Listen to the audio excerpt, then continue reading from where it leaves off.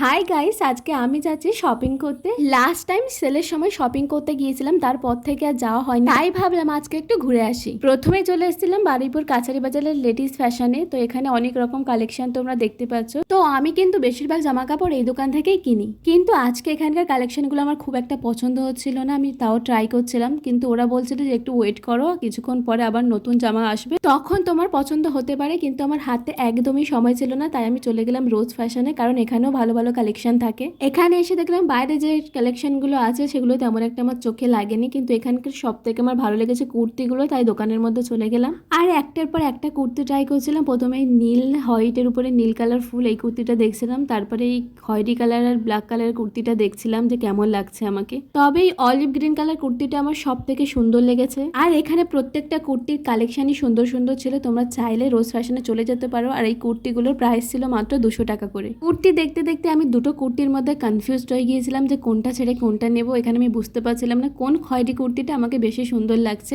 তাই আমি একটা ছেড়ে আরেকটা বারবার ট্রাই করছিলাম যে কোনটা বেশি সুন্দর লাগছে। তবে আমি পার্সোনালি বলছি, এখানকার প্রত্যেকটা কুর্তির কালেকশনই খুব সুন্দর সুন্দর ছিল, আর দামটাও তেমন অ্যাফোর্ডেবল ছিল। আমি নিজেই কনফিউজড হচ্ছিলাম যে কোনটা বাদ দিয়ে কোনটা নেব, তাই বারবার বোনকে বলছিলাম যে আমাকে কোনটাতে বেশি ভালো লাগছে তুই বল। তো ফাইনালি আমি কিন্তু 3টে কুর্তি কিনে নিয়েছি, আর কোন 3টে কুর্তি নিয়েছি সেটা পরের ভিডিওতে তোমরা জানতে পেরে যাবে। তারপরে ওখান থেকে বেরিয়ে চলে গিয়েছিলাম একটা হোয়াইট ফ্যাব্রিক কালার কিনতে, কারণ এই রং নিয়ে বোন সবসময় ড্রয়িং করে, আলপনা দেয় এবং বিভিন্ন ধরনের ডিজাইন করে। বাড়ি ফেরার পথে প্রচন্ড গরম হচ্ছিল, তাই ভাবলাম একটু ঠান্ডা খাওয়া যাক, তাই লস্যি ঘর থেকে দুটো লস্যি অর্ডার দিলাম আমার আর বোনের জন্য। আর অর্ডার দিতেই সঙ্গে সঙ্গে 2 গ্লাস লস্যি পেয়ে গেলাম।